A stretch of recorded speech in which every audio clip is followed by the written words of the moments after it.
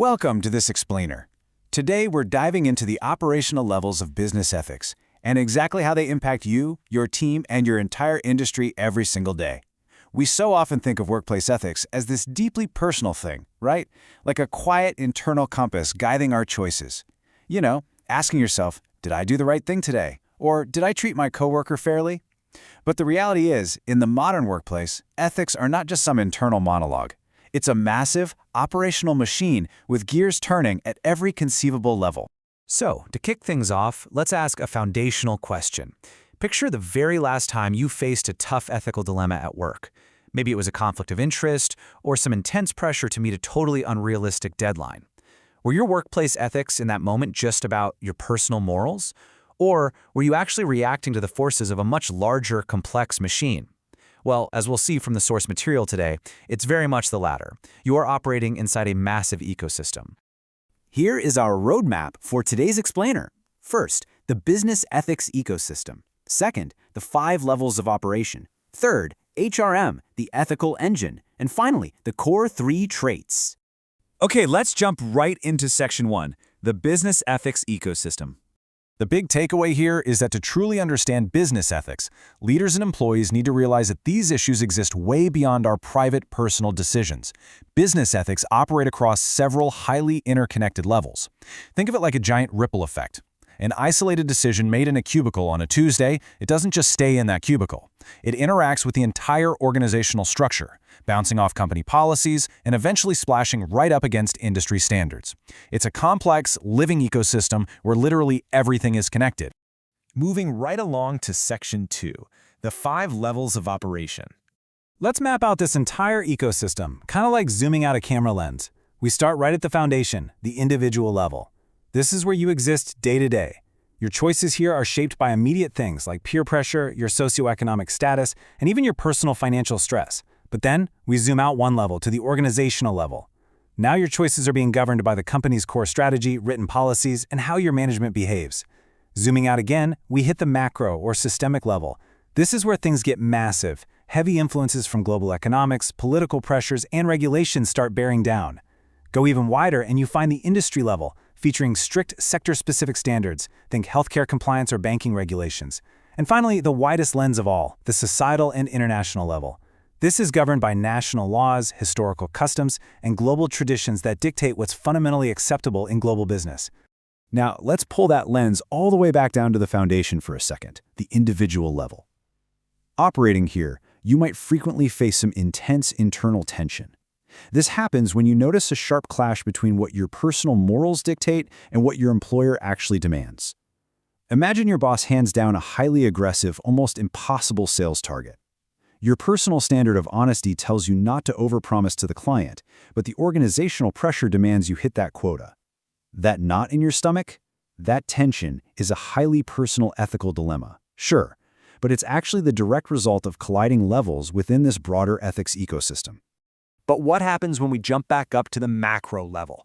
You might think, well, massive external forces like global economics don't really affect my Tuesday morning team meeting, but they absolutely do. How does a shifting global economy change your day-to-day?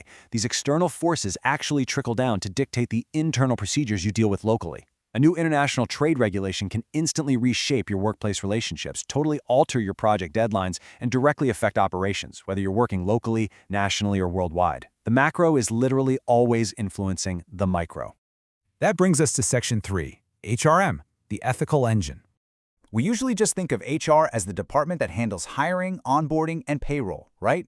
But in the context of our ecosystem, HR is the ethical engine of the company. It's where abstract moral duty is put into deliberate action. In human resource management, ethics comprehensively dictate how a workforce is treated, and it centers entirely on an affirmative moral duty to uphold justice, equity, and fairness. This is exactly where those high-level ethical standards from the macro level become real, tangible policies that protect everyday workers like you and me. So let's unpack how those duties translate into actual daily responsibilities. First, ethical HR ensures baseline legal compliance, stuff like paying proper overtime and guaranteeing minimum wage, but it goes way deeper into safeguarding your privacy. Think about the huge debate around remote work lately. Ethical HR insists on reasonable time tracking, rather than deploying intrusive monitoring software that constantly watches your screen or logs your keystrokes. Plus, it actively protects human rights by strictly avoiding any interference in your personal beliefs, and establishes clear accountability structures so that teamwork stays respectful and productive. We really need to compare the stakes here, because for any business, they are astronomically high. Operating with fairness and ethical HR practices builds deep, unshakable trust. When a company gets this right, they're rewarded with a highly devoted workforce, significantly longer employee tenures, and vastly reduced costs when it comes to recruitment. On the flip side, unethical actions, tolerating nepotism, discriminatory practices, or toxic management will severely and rapidly ruin a company's public image. It leads to reputational damage that literally drives away valuable clients and bleeds the company of its best, most talented people. Which brings us to our fourth and final section, the core 3 traits. We've mapped the massive ecosystem and examined the HR engine, but now it's time to take back control of the narrative. This brings us right back to you, the individual.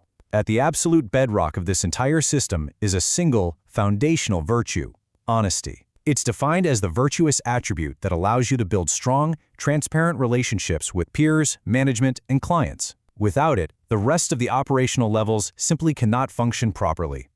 Now, honesty isn't just about not lying. In a functional workplace, it's actually the brave act of highlighting your own mistakes.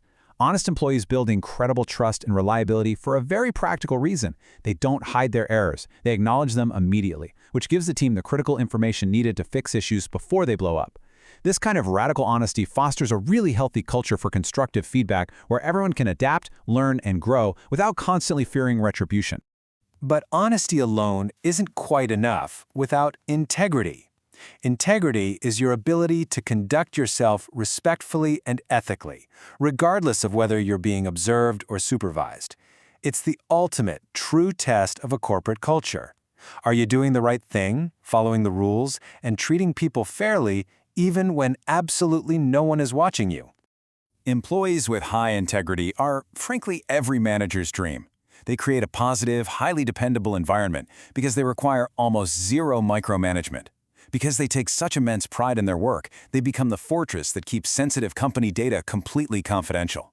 This internal dependability drives huge organizational success, attracting loyal customers who deeply trust the brand and significantly reducing staff turnover.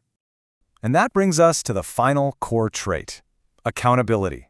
This simply means taking complete, proactive ownership of your actions, your job responsibilities, and yes, your errors. Notice the word proactive there.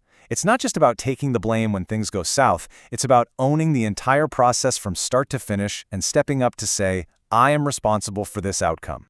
Accountability is essentially the glue that holds the entire organizational ecosystem together. When you proactively follow through on your commitments, it builds high-performing teams and fosters upward confidence from staff to management. Most importantly, it connects your daily individual performance to those massive, broader company goals we talked about. That individual accountability is the fuel powering the macro ecosystem, ensuring your daily work supports the well-being of your colleagues and drives the long-term prosperity of the whole organization. So, as we wrap up this explainer, I want to leave you with one final thought. We've seen how ethics scale from your personal choices all the way up to massive global traditions. But it all starts with you. If your daily actions, your honesty, your integrity, your accountability literally shape the entire operational ecosystem from the ground up, what ethical culture are you building today?